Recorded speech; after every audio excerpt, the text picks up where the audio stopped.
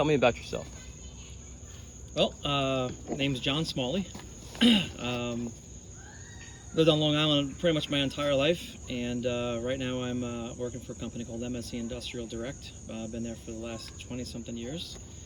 Got 3 kids, all of them in college, so it's been kind of fun to see them grow up, and each of them, as most kids are, very different children, and each of them are pursuing very different things in school, so it's been kind of a fun life, a lot of different experiences. What led you to attend Stony Brook College, and what was your experience like there and at Hofstra? So Stony Brook was an interesting story. So like most people, you kind of have maybe your mindset on where you wanted to go. So I was actually probably a few months away from heading out and going to Virginia Tech in Blacksburg, and I was going to be a chemical engineering major there. And just some family stuff came up, and made a decision to stay home and go to Stony Brook just to be close to the home. And it's funny because I found out pretty quickly that engineering chemistry wasn't really what I wanted to be what I wanted to do or what I wanted to learn about. Loved chemistry, but when it came to the classes themselves, I kind of figured out pretty quickly it wasn't my thing. Cool thing about staying home, I had a job, so I was working in a pizzeria by the school, so I kind of got a sense for small business and met a lot of different people through that world. So I was the guy who I worked for. I got to play some golf with him at his place. Probably was working 40 hours a week while I was in school, and got a sense for just like knowing like customers and like what they order, and it was kind of neat like being in a service business. And then school-wise, probably my 3rd semester in, I took an economics class. So it was Intro to Economics, and really liked it. Became a TA, so the next year after having taken it, I actually became a TA for the class, and I was actually teaching my own weekly, I guess addendum to the class itself, and just fell in love with 2 things. First, I think economics in general, being a social science and having a mathematics side to it. But I think as important, really kind of got used to actually teaching other people, and an hour a week trying to help, like, whatever my group was. It was probably 500. It was like a 101 class. So there's probably 500 people at the lecture hall, and I had, it was kind of broken out where I probably had 25 to 30 of them each week, to kind of take them through each week's lesson plan.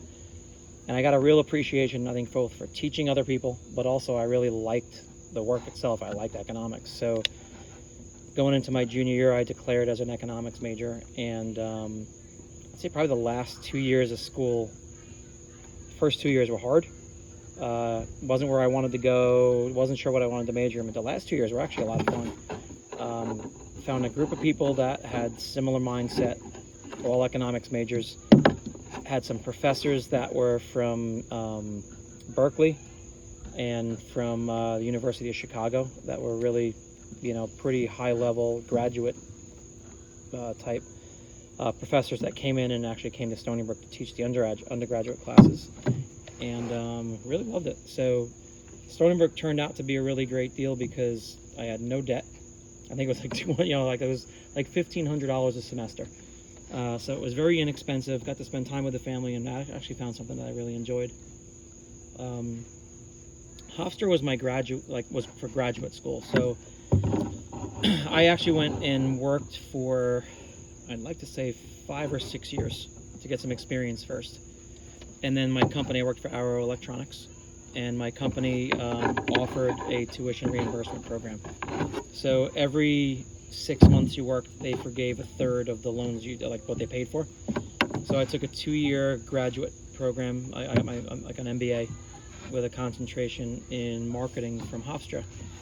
And so I worked my 40, 50-hour week of work, and then 2 days a week I went to the Hofstra campus and took the MBA classes, and that took 2 years. So 2 years plus another 18 months, so 3.5 years. I had my MBA and I had my full MBA paid off, and it was kind of neat because the undergraduate was math-based with economics, and the graduate was a marketing class, and it had a lot more to do with personas. It was like the marketing mix, 4 Ps. It was product, price, promotion, and place. and it was more about how to bring products or services to market. And the undergraduate in economics had the sort of all the different mathematical sort of models in terms of how to actually project things. So you take the economics undergrad and the marketing graduate, and it was actually a really nice combination of things that I studied to kind of, I think, really build a nice foundation for what I'm doing today. So how'd you get that first job? So my first job, I actually had two things in motion. So at the time, American Express had a financial planning program. I forget what it's called. It was an IDS or IDH or something like that. IHS, some sort of acronym. I couldn't remember what it was. And then I also had my friend's dad worked at Arrow, the place that I started at. And I got two job offers at the same time. And I had to figure out, all right, what do you do? You know, my friend's dad kind of put in a word for me, and it sounded like this business at Arrow where I was going to go in and be a product manager. I didn't even know what that was. And then the other side was would I want to go into the financial side of things and into financial planning. And that was a little bit more of going to be your own business. And I think what made the decision for me was the financial planning job. I wasn't going to get paid for 6 months. You had to like start your business and start to earn. There was like a 24K base, but it only lasted for a little while, and either you made it or you didn't. And I'd say that the Arrow side was probably a little safer. But I think when I made the decision and I went, I don't think I ever really looked back. I really liked Arrow. Arrow at the time was probably a Fortune 250 company. So it was a big size company. I worked in product management. I got to learn what it was like to manage suppliers. I learned a purchasing system. Over time, I helped develop different software platforms. So it was nice because I learned a heck of a lot. But I think as important, a lot of the people there were maybe 5 years older than me. And I fit in with them really well. So from an enjoyment of work, started playing softball with that group. We go to happy hour like afterwards, and it was like a really nice close-knit family. Plus, I think it was a very well-run company. So I think I got a good chance early to really see how a good company's run. But as important, I really liked working with the people that were there. So what led you to get involved with MSC after this job? And why'd you transition out of it? Yeah, it's a good question because some people will stay with the same company really long time. Some people bounce around a lot. I'm kind of in the middle, or at least at the time I was kind of in the middle. The first 6 years I was at Arrow, I was in the product management area, but it was right around the dot-com boom. And so Arrow started looking at ways to take advantage of the internet, like the internet world. And at the time, about 6 years in, I was running a team that did a lot of our pricing and our request for quote teams from companies. They were buying the semiconductors that Arrow sold to make things. So it was like Medtronic was making things in the medical industry, and you'd have companies like Intel was like one of the chip makers that was making all the chips that would go into Dell's computers or HP's computers or IBM's computers. We sold all those. So the company was trying to figure out what do we do to start getting into the information business, into the data business as this internet thing came to life. And while I was doing that pricing work, semiconductors have a life cycle. So if you look at a lot of the chips that go into laptops, they have a processor. So Intel and AMD at the time made all the processors, and like 6 to 12 months a processor would go into a computer, and then that processor would go obsolete as the next like bigger processor would come up, and it was a Moore's law at the time. Memory doubled, and the speed of the semiconductors would double every year. And so those chips went obsolete very fast. You go to the next sort of type of semiconductor, it's memory chips. Those probably had a 3-year life cycle. And then you go to that. So each of the different chips that we sold had different life cycles. So what we did was we started to put a data set together so that when a customer came and quoted the chips that they want to build the boards that went into whatever they made, we would quote them a price, but we also told them what was the health of the board they were building, how long could they produce it, until the chips that they designed in would go obsolete because they'd have to rebuild it again. And customers like really appreciated that. So I got involved in starting to build out this predictive analytic around the time that the internet boom hit. And they picked a group of us up and moved us into another business to actually sell that data to companies. So I got my first taste of actually selling data and analytics to other companies. So I was doing that for a couple of years. And then I had every year I would go out, and there was it was called the Chase Manhattan Run. It was like a 5K event at Jones Beach. So it was like a corporate sponsored thing. So I was at one of those Chase runs, and I ran into an old senior vice president of finance, and we were talking, and he was like, he worked for MSC. So he was telling me about the company and what they were doing, and was curious if I was like at a place yet where I was looking to leave, to do something different. And I'm always open to listening. And the more I learned about the company, they were about $750 million at the time. And the things they were trying to do were in that product management space, which I had a lot of experience from Arrow about. And Arrow was really good. They were more mature. So they were probably 15 years ahead of MSC in their industry. MSC was in industrial supplies. Arrow was in semiconductors. But those industries were, like I said, like about 15 years apart in their consolidation. And so MSC was interested in bringing me on to kind of step into their category management world and take what I learned from the Arrow world and start to apply it to the industrial space.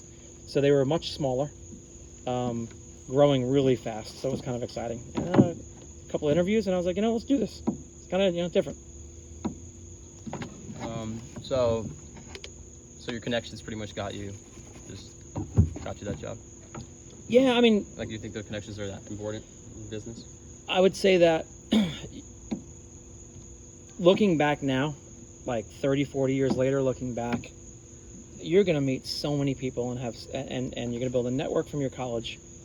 You'll build a network from your jobs. You'll build a network from your supplier base, maybe a network from your customer base.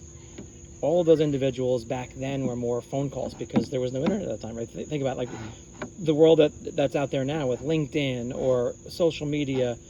It's much easier to have that network connection.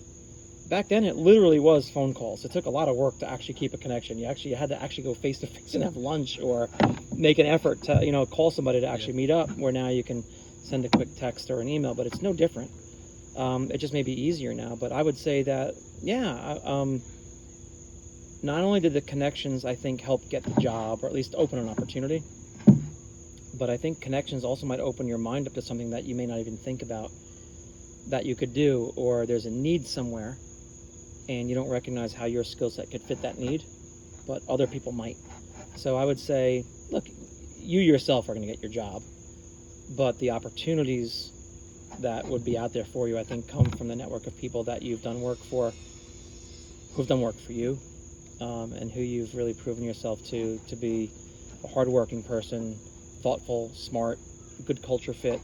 I think there's a lot of positive attributes that you really want to put forward to be able to actually have those opportunities. But if you do a good job of kind of working through that and building that network and staying in touch, making an effort, and I would say that your network has a significant impact as to what you do and who you learn from and ultimately how you feed your family in life.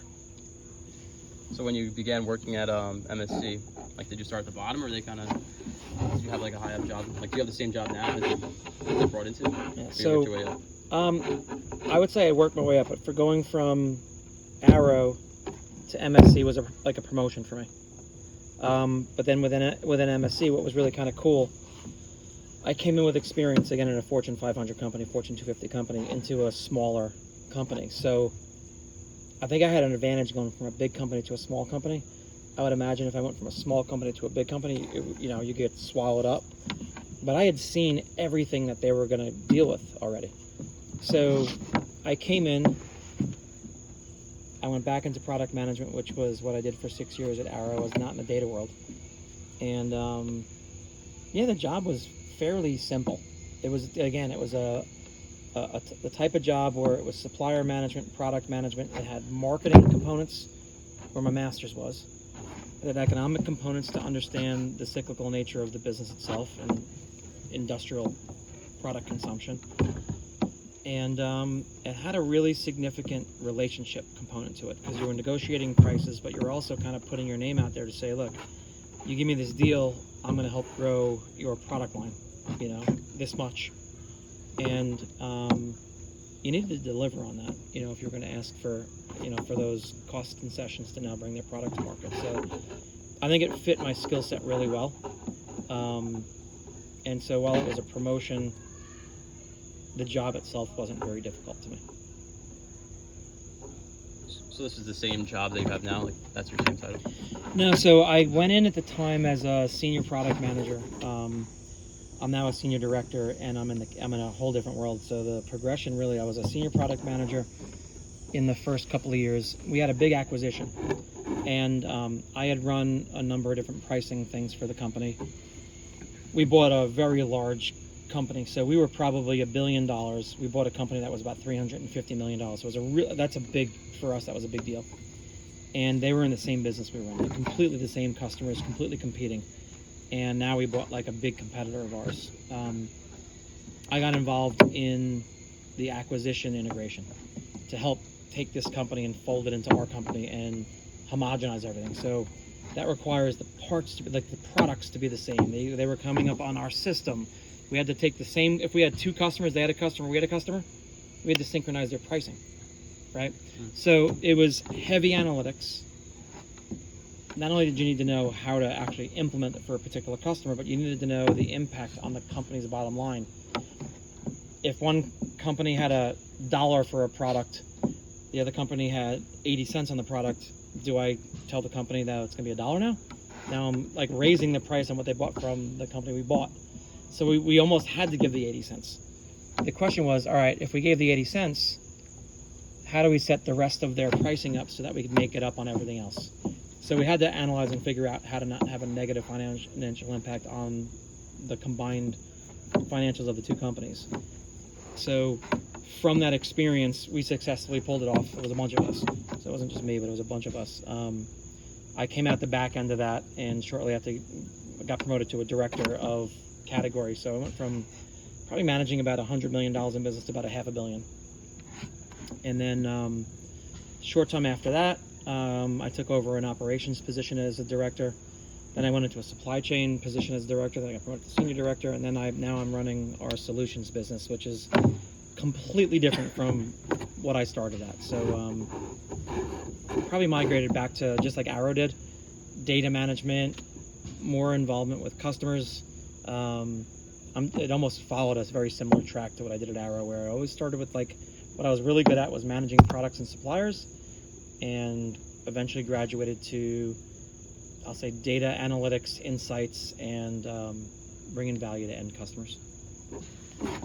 So as the senior director, like, what are your hours, and like does it make it difficult to like have a work-life balance at this job? The work-life balance, I would say, is, and in most companies, is probably it's probably between the company's culture and you.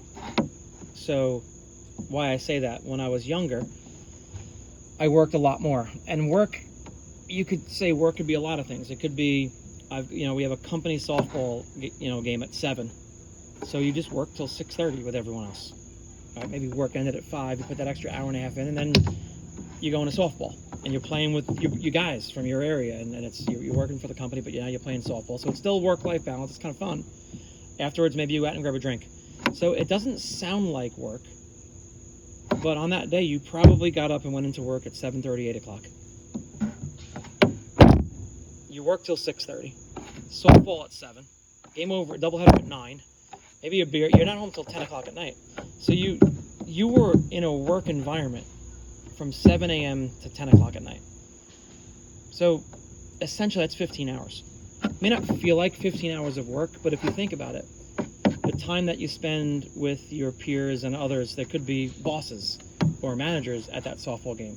And I hate to say it, all of it matters, because it's more time that you're now spending with people who have an impact on your career. Maybe you make a great play. Just maybe you're a good person. Maybe you're a good teammate. But all of these things matter, and it may not be fair, but there are always ways to put more time in. It doesn't have to all be work.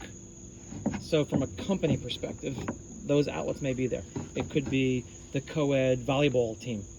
It could be whatever. There's plenty of places, males, female, whatever. Like none of that. Like there's always lots of things that many corporate places invest in to get their workers together and actually have a good time together.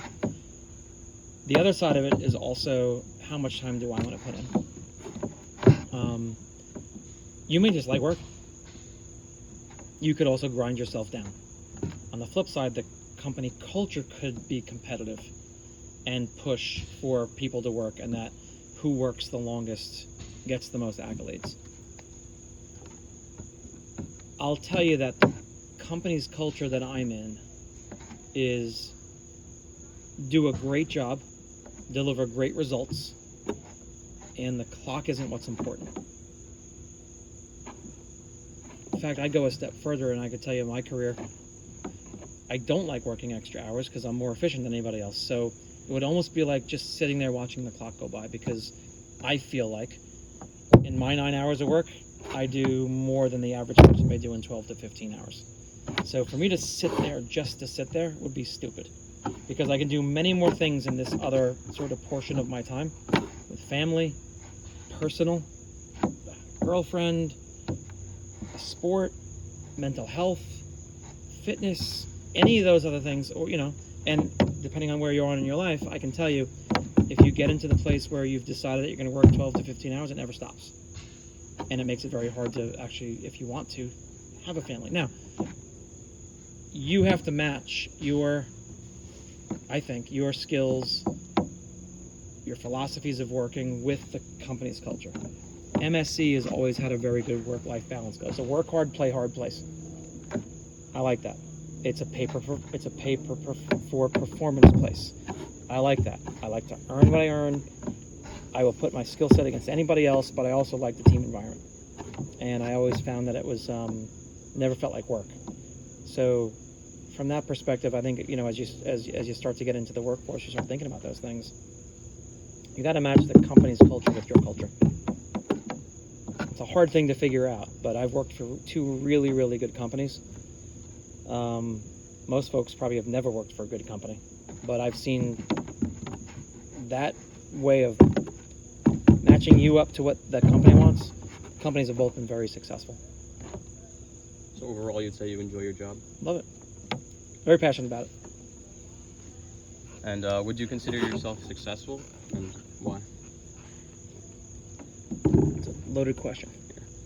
It is, though. It's hard. What is your definition of success, if you want? Again, a really good question. So, definition of success. I don't think personally it's easy to set your own success goals, because either you set them too low and you achieve them and you're like, shit, I could have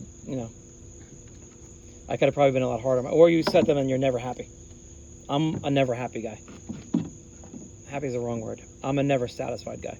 And it's probably because, frankly, if you were to put a 60 or an 80-hour week in every week, God, what you could achieve. And it's not where I'm at. I try to spread myself as best I can across a lot of different things. So success to me is, and maybe you hit it with the work-life balance, and maybe this answer changes as you age, but in my 50s, success to me is, one, have my values and I'll say even expectations or world philosophy, have I been able to translate those successfully to my kids? Are they healthy? A lot of people raise kids, and man, the environment you create for them as a parent has a large impact over, again, what you might deem successful. So I just wanted to make sure that I had well-adjusted, well-rounded, and kids who were set up for success. So I'm blessed in that way. I think I have that. I have a job where I feel respected. I love what I do. yes, I have goals set by my boss, but I also have, or I'm as hard on myself as he might be. So that seems reasonable. And it sounds funny, but you see it. But I met Wendy. I think that's a critical component. So having somebody in your life that is going to challenge you, but also be there and be supportive. I mean, today I could look and I can say around sort of the 3 or 4 legs of the stool: health, a significant other that I think I have a great relationship with. The kids are good, and my work is satisfying. Right now, I'm probably as happy as I probably have been in a long time. It's actually pretty awesome. That is awesome. Yeah, happy. So over the years, would you say like you've had like a couple mentors or people that like inspired you or led you to do what you've done? Yeah, it's funny too because I think you take it for granted. So I've had like when I was at Arrow, there was a guy. His name was Leon Chivamber. He was our president of the product management group. I was close with him, just freaking rocket scientist guy, just smart guy, and we worked on a lot of stuff together when I was there. When I left and went to MSC, he was still at Arrow. He had left right after I did and went to a company called Harris L3 down in Melbourne, Florida. So they did a lot of defense contracting for the government. So the relationship I had with him, he actually called me. I was working for MSC. He goes, "Hey, John, I need you to go. I need you to go down to San Antonio and go visit one of my sites. There's a lot going on. I need you to." I go, "Leon, I don't even work for you." He goes, "Whatever. We'll figure it out. Just tell me what you need, and just go down and we'll." I ended up not going, but to have someone who like literally would just call you and send you somewhere because they believe in you, that was cool. I learned a lot from him. And then when I went to Arrow, it was a little bit different. Mentors, maybe. I was in an area where the person who hired me, his name was Ryan Esposito. He's actually one of my best friends now. It was Ryan, this guy Greg, Simi, and just all of us were young. We were in our 30s and just running everything. So they were above me. Ryan hired me, so technically Ryan was my boss, but like the mentoring I think was just more about how to live life. Like we were in a company that literally needed you to wear 3 hats. Every day you could be doing 10 different things. And all of us had newborns and, again, back to the softball after this or a thing over the weekend or getting the wives together and all that stuff. It was a bit of more of a life mentorship than it was a work mentorship. But I learned a lot from just being competitive and just pushing and succeeding. And it was just, it may have been a little bit different. I think I had more work mentorship with Leon at Arrow and more life and just partnership of just, yes, we're 30 and running this damn place. Like, let's just keep going and challenging each other. So it was more of a, how do you keep setting the bar higher with your friends and your peers and learning from each other. That was like a whole different world. And now I'm probably older.